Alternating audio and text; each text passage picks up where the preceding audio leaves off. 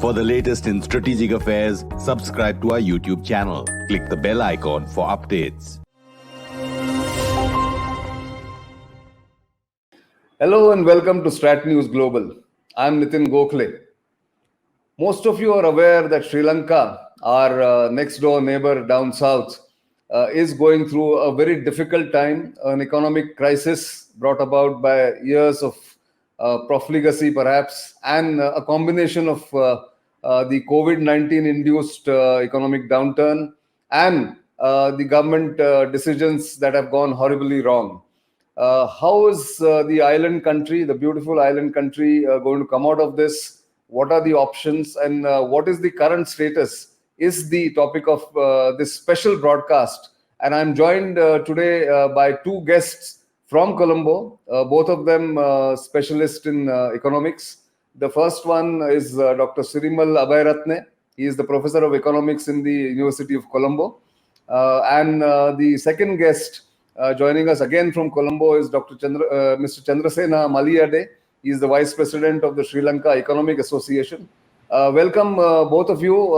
I know this is the New Year week in Sri Lanka, a spate of holidays, but also a very difficult time for the country itself. So thank you very much for agreeing to join us in this program. We are really grateful, and hopefully for the next half an hour or so, we will have a thorough discussion on where we are in Sri Lanka today. So first to you, Mr. Chandrasena Maliyadde, when you look at the current economic crisis in Sri Lanka, what is your first thought? Why has it happened? And what are the reasons, the main broad reasons, if you can tell our viewers first up, and then we will discuss other issues. Mr. Chandrasena. Yeah, thank you very much for the invitation, and also, I might say something on my own. It may not be acceptable to some of the economists and some policymakers, but my own view is that that we have been making mistakes after mistakes since we gained the independence, and then that we have not one major thing is that we never had the economic development plan, long-term economic development plan with a roadmap and with indicative figures and the targets. So that is one thing. With the change of every government, there was a change of the economic policy. Sometimes, we move from one extreme to the other, but we have neglected the combinations which might fall in between these two extremes. So we say we move from one to the other. It is now in 1970 to 1977, we had the highly restricted import substitution economy where most of the imports were banned. And in 1978, overnight, we moved to the other extreme, the open economic system. So these sudden changes in the policy and the programs were rather disastrous, in my opinion. And no one was ready to get adjusted. There was no time to get adjusted to these changes. The private sector was not ready. The planning, the policy-making body was not ready. The public sector, the private sector, no one was ready. I can remember that when we introduced this open economic system in 1978, I was a petty officer, junior officer in the ministry, but I talked to the director national planning. Those days, we had the national planning division and with a director. And he said, Chandrasena, now my task is made much easier. I asked why. Now, it is the private sector which calls the shots. So we don't have a role. I said, no, it is not so. Now only you have the role. When there are too many decision makers, you have a role. But when it is state managed, then it is one decision maker, whereas it is a state planning and it is easier. But this was the attitude of generally the entire public sector. So I think this was a mistake, that there was no time for transformation. You have to get used to the new setup. The public sector remains same. Their attitude, the recruitment process also remains same. But there was no time for them to get adjusted to the new system. So then what happened was, now there are many countries who have gained from the liberal economy, but we failed.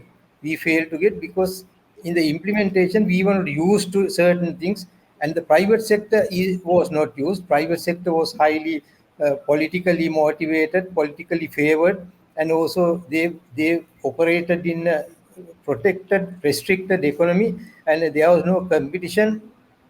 There were problems with their production, the regularity, the quality, standard. So all of a sudden, they were exposed to a system where, various types of products were coming into the market. So they were not ready. So the so-called engine of growth failed. So this is where we have failed in totally, and then we came to this 2000 post 2019 scenario where the government came with the promise of vistas of prosperity, and then 2.5 years later, none other than the governor central bank declares the country is bankrupt.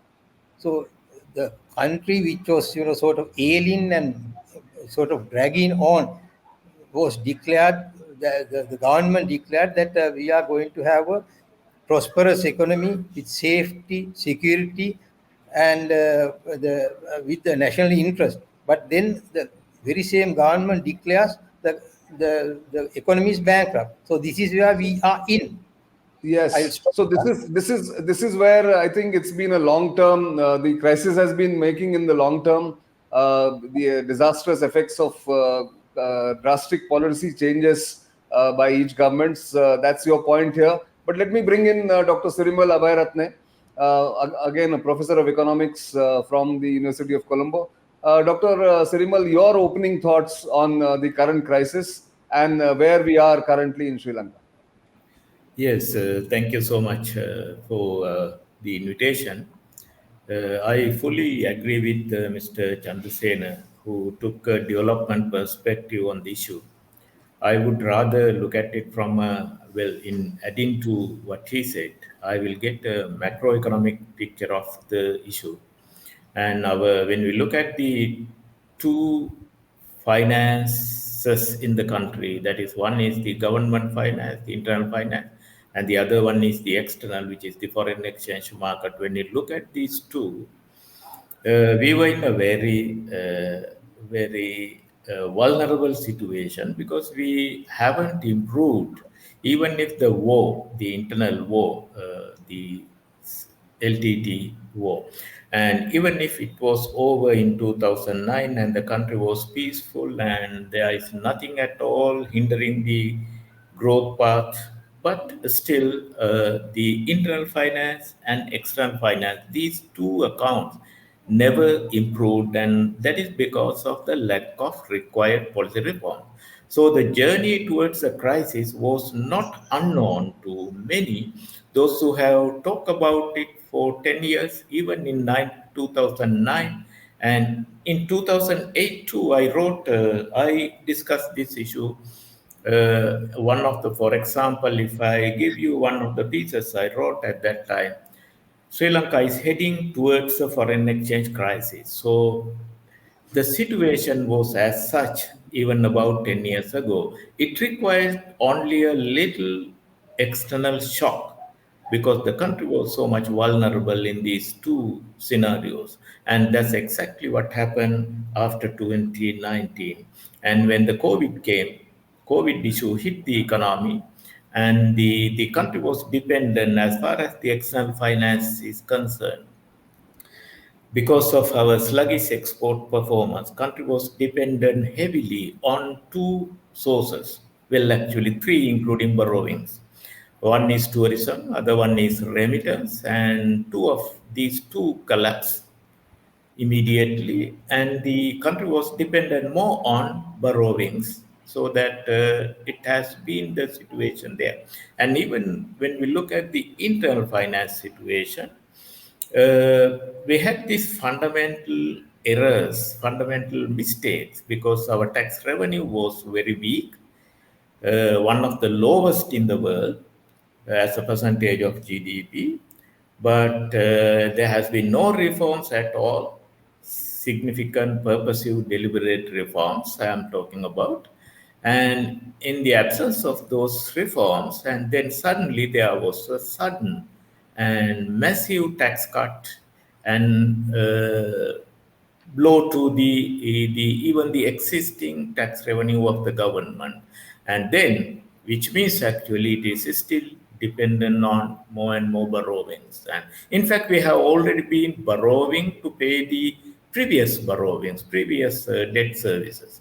So the situation got worse for the COVID pandemic. And I would actually rather say that COVID pandemic was blessing in disguise because it exposed the fundamental errors in our macroeconomic picture. In that sense, it was actually a credible thing to happen because there was no such a big shock to the economy. So this is the ultimate result of that we are experiencing today.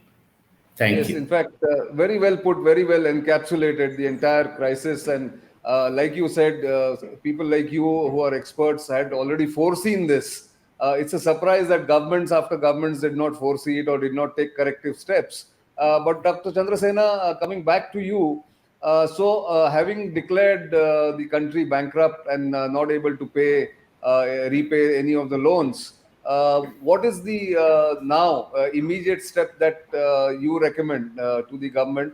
Of course, we know that they want to go to the IMF, they want immediate borrowing for bridge loans, all that. But what is your prescription really? Yeah. My view is that now we have now. So the Sirimal mentioned about two deficits: the government revenue and expenditure, and then the foreign exchange. My view is that in both the equations there are two factors. In the government fiscal budget, there is revenue, government revenue, and then the expenditure. The foreign exchange, we have exports and imports. We most of the time we talk of the revenue part, not the expenditure part. We have failed to manage the expenditure. Government has extravagant expenses on infrastructure development, maintain huge budgets with the government departments and the ministries. Now we don't manage that at all. But we talk of this, reduction of the tax revenue, the government revenue. But why don't we also look at the other factor in the equation? It's same with the balance of payment. We talk of reduce the export earnings, but at the same time, we have been allowing all kinds of imports to come into the country. But even if you take the United States, the bastion of the free trade, but there are restrictions. I wrote an article some time back. There are so many restrictions in the United States for imports. One may be that they say health reasons. Other one is environmental reason. One is safety reason. Then the national interest. Now on the top of that, there are human rights concerns, child labor, then the gender disparity. They are all discouraging the exports from our country to others. But when it comes to imports, we can import anything. Neither the government nor the other countries are concerned of these things. Now, however much we say is a free trade, there are other non-tariff barriers in the trade which are not being very much discussed. Now, these are things we have to discuss and resolve. So that is one thing. The other thing is that immediately from midnight tonight, I think we have to cut down the expenditure. There are Uh, a lot of corners which can be cut. We have to find them, and then we have to cut down the expenditure of the government as well as the import expenditure. This is right. how I. That's your the long term or immediate prescription also. But where does the government now find the money, Dr. Chandrasena? What is the immediate solution that it should look for? I'll come to Dr. Sirimal immediately. I mean, after he speaks. But Mr. Chandrasena, what is your immediate prescription? Is IMF the only panacea for this? Or is there any other way? Does Sri Lanka have any gold reserves that it can pledge? What would you think? My view is different from Professor Sirimal. I don't believe in IMF. Because we have been to IMF 16 times, and we have always been telling, let us get a little breathe in time. Breathe in for what? we have got the breathing time, we have got the oxygen, we have joined the IMF pilgrimage, but our economic issues are not resolved because we are looking at the symptoms of the economy, not the causes. So for since 1965, we have been going to IMF to get the symptoms cured, and at the expense of neglecting the causes.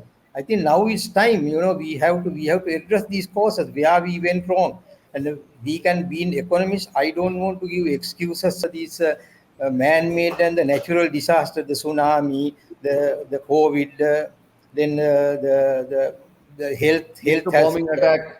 Yeah. bomb attack, then the youth uprising, then the LTT war, and then also you say the climatic changes. This is where the economists are required.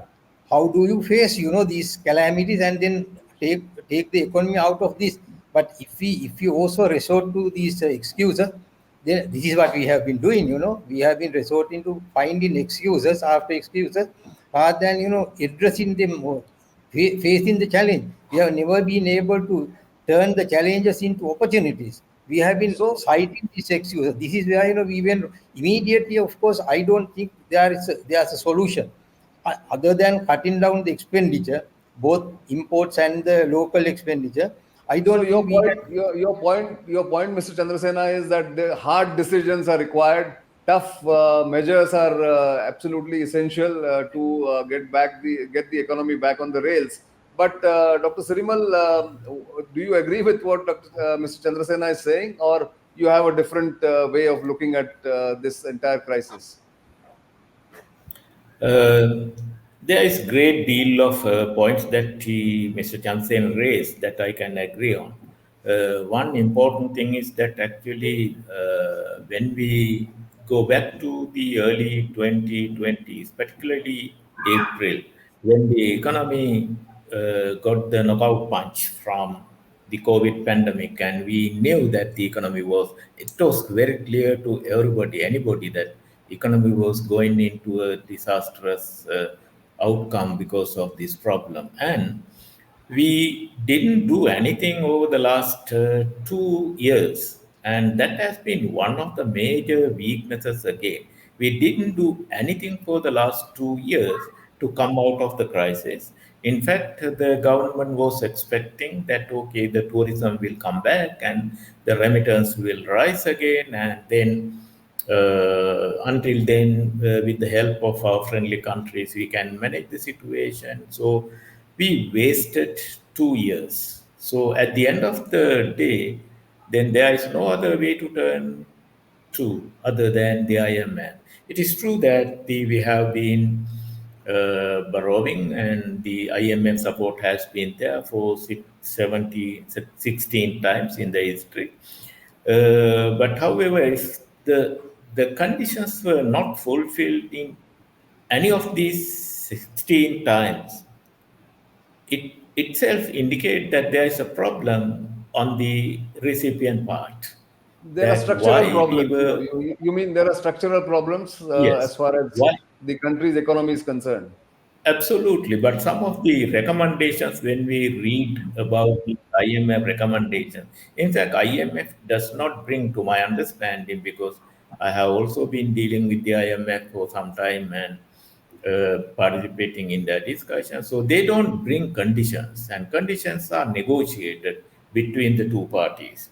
When we Right. negotiate and when we look at those conditions, and in 2009 or 2016, some of the conditions are actually what we actually require for this country.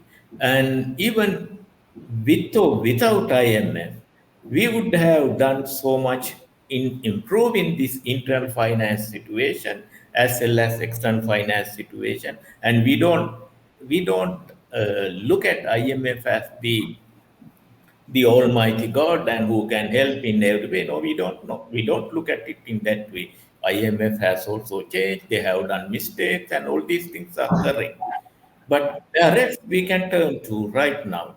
Even without IMF, we should have done improving our internal finance situation. addressing the state-owned enterprise problem, and I don't think it is a strange question to my colleague from India, because you have been addressing those things very successfully, and improving the external finance situation with exports and foreign investment. Because if you won't raise exports, there is no other way for a country like Sri Lanka. It also has to depend on foreign investment. So we like foreign borrowings more than foreign investment. Yeah, So that but you're it right, should be the other absolutely. I way mean, around. India has had this problem about Air India, which has now been sold, it has been privatized rather. Maybe Air Sri Lanka needs to be privatized at some point, is what I hear from a lot of friends in Sri Lanka. It's a white elephant. Correct, But and if I remember, even the power sector reforms, and I power think India sector, has done. Yeah, yes, India has yeah, done so much during the last 10, 20 years, and exactly. our No, system, so we so have your been point, maintaining these state-owned enterprises for more than half a century now, and finally they all fail to deliver what they supposed to do. true. No, but I like your one interesting point that you mentioned, that the country like Sri Lanka needs investment rather than loans. And interestingly, President Gotabaya Rajapaksa, in the first interview that he gave to anybody, was to me in November 2019, had mentioned it at length that he wants investment, he desires investments from India, from Australia, from Japan, from Singapore. But like you said, the government did not take steps, or Mr. Chandrasena said the government did not take enough steps in the past 2 years. You yourself said just now. So, would you then say that all the past mistakes were compounded by this government's inaction, and also drastic measures like cutting down on chemical fertilizers? Would you say that, Mr. Chandrasena? Would that be the final straw on the camel's back, as it were?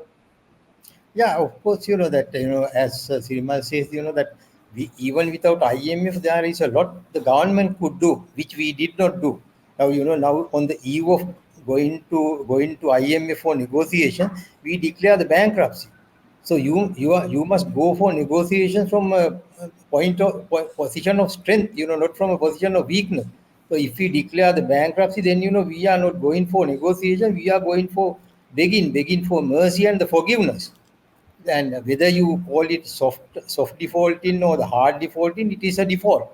So without any consultation, unilaterally we have decided to default. So these are sort of mistakes even a layman would understand. And the other question is that when you call of this privatization, that now I was involved in some of these privatization things. Privatization in principle, yes, good, but in Sri Lanka, privatization was not done in the proper manner to benefit in a beneficial manner to the country. I know that there are certain most of the ventures. What the treasury does is, they value the physical assets of the corporation or the state enterprise, and then they fix a floor price, and then they call for proposal. Who gives the highest offer will get it. But we never check the suitability, the competence of the person to run this business. Now, the classic case is you take the private corporation. We had a well-running private corporation. It was given for nothing, and for the you just recovered the cost of the physical assets. But there is no private corporation, private manufacturing today, either by private sector or the public sector. So these Right. mistakes we have been repeating. So crony capitalism would be one of the charges that is true then, because one of the charges critics of Sri Lanka have leveled against the government, successive governments, is corruption or crony capitalism, that favoring your own business friends, favoring your own people in selling off assets, or giving state-owned enterprises at a cheap price. Would that be one more mistake, Dr. Sirimal, that you would attribute the current crisis to? Yes, I do very much. The reason is that, in fact, although we talk about policy reforms in '77, and that was merely opening our international trade, and giving the private sector the due place. Other than that, there should have been many reforms, supportive reforms, and supportive policy initiatives that would have been taken, but they all. What I'm talking about is that if I give you a couple of areas, public Sure. sector is one thing, that is public administration, and state-owned enterprise is another thing, and rule of law is another thing. So these are the areas that should have been reformed together with trade liberalization as well, because open economy, the foundation of open economy is rule of law, and without rule of law it is like building a house without foundation. It would crash or collapse at one point, and when the situations out there is not conducive to keep that house without the foundation. So it's exactly what has happened. As Mr. Chandrasena also mentioned, the privatization in Sri Lanka, even the term we are not using today, even the term, because it got such a bad name, bad reputation over the history because of corruption. And because of the same reason, today it is quite difficult even to talk about, not only to initiate privatization, but even to talk about privatization because of the corruption involved in. And in fact, one of the major problems, historical problems, has been that we open the floodgate for corruption along with open economy, but it is not the open economy that has created corruption, but it is corruption that has created the space for the collapse of the open economy as well. That's very much. I think very well put here. So now, one final question to both of you, but to you, Mr. Chandrasena. Let's assume that the government is going to, the Sri Lankan government is going to IMF as they have declared. I think next week negotiations are going to open. Apart from that, what are the other measures? I think you've already mentioned a couple of them, but just to wrap up the discussion, if you can tell me 3 points that you would like the government to do and the people to do. I mean, it has to be a joint effort, I suppose, for the country to come out of the current crisis. So your prescription for the way forward, Mr. Chandrasen. One is, now the government has decided to go to IMF. So the IMF, they have identified the Sri Lankan team which goes and involved in the negotiations, and also another advisory team. Now they represent the interests and the sentiments of the donor, the IMF, but they don't represent the interests and the sentiments of the local community. The government has to look after the interest of local community as well as the international community. Now here, international community is well represented, but not the local community. If you I go to see. Goldfield, you will see the local, the concern, the sentiments of what the sentiments of the local community is. They have burning issues, day-to-day issues. So who is going to represent during the IMF negotiation? That no one. So that is one concern. Second thing is, if you go to IMF, you must have a very concrete plan, agenda. Now it is not for only the, now we are getting ready for IMF negotiation, but you must have a well-drawn plan for the negotiated period. What are we going to do?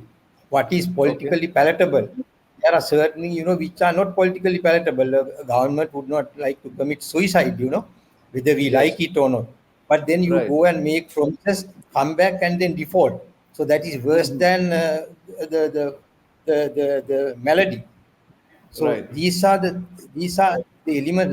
Now that the government has decided, these are the elements which I recommend the government should take into consideration. I get your point, and that's a very fair point, I think. But final word to you, Dr. Sirimal. What is the prescription? What is the way forward? And do you think the government has the political legitimacy or heft to carry out the necessary hard decisions going forward? Yes, thank you. I don't have anything to disagree with what Mr. Chansen said, but I like to add a couple of things by looking at the same issue from different angles. Number one, I think the crisis time is gives an opportunity, and in fact, it has given the opportunity for the policymakers, for the political authority to undertake the bitter reforms that has been postponed over the years and decades in the past. So this is the right time to undertake those reforms because everybody knows that there is public support as well to undertake those reforms. In fact, the government should have undertaken those things over the last 2 years, although government didn't do anything in respect of any of these areas. Number one. Number two, we are talking about again the internal finance, external finance problems, and those fundamental issues, particularly cutting down the expenditure side and promoting the revenue side and foreign exchange earning side. And government has a lot of space, a lot of things to do in these particular two areas. This is also related to the third point, and third point is in fact immediately meet the current crisis. Sri Lanka need dollars desperately. It need foreign exchange. So we have been going around and to talking to friendly countries, including India. So, but anyway, the friends will support you. Yes, the neighbors will give you money once and twice and thrice. So they will not support you all the time because they would also like to see if they are genuine enough. They also like to see what are you doing by taking our money, just paying the previous debt. And Sure. other than that, what are you doing to come out of the problem? So that I think there has to be an end to that as well. How do we end that? By undertaking reforms on our own. So I think the world will watch. IMF will, of course, impose conditions. Friends will help. India is certainly in a position to help, is helping. There are other countries which want to do it. But I think both of you put it very well that the onus is on the government to reform and take hard, bitter decisions if necessary. And that's the only way forward. But thank you very much, both of you, for Thank joining you. us and giving us this perspective. It's a great pleasure. We wish that Sri Lanka comes out of this as soon as possible. Lovely country, very warm people. Thanks again for giving us this opportunity to get insights from you. For the moment, it's goodbye from from StratNews Global to both of you. But we will come back to you maybe occasionally to understand what's happening, what's the progress. Thanks very much for the moment. Thank you. Thank you. Goodbye. Thank Bye. you. So, viewers, do keep watching Strat News Global. This was a perspective from the ground, from economists who know the situation on ground and how Sri Lanka is planning to meet the crisis head on, is what we heard from them. You know where to subscribe to our channel. If you haven't already subscribed, do tell friends and family and acquaintances to subscribe to our YouTube channel. Keep sending us feedback. That helps us monitor our quality of programs, and of course bring you more and more quality discussions on topics of interest, of current interest, both for India and its neighborhood. For the time being, it's goodbye.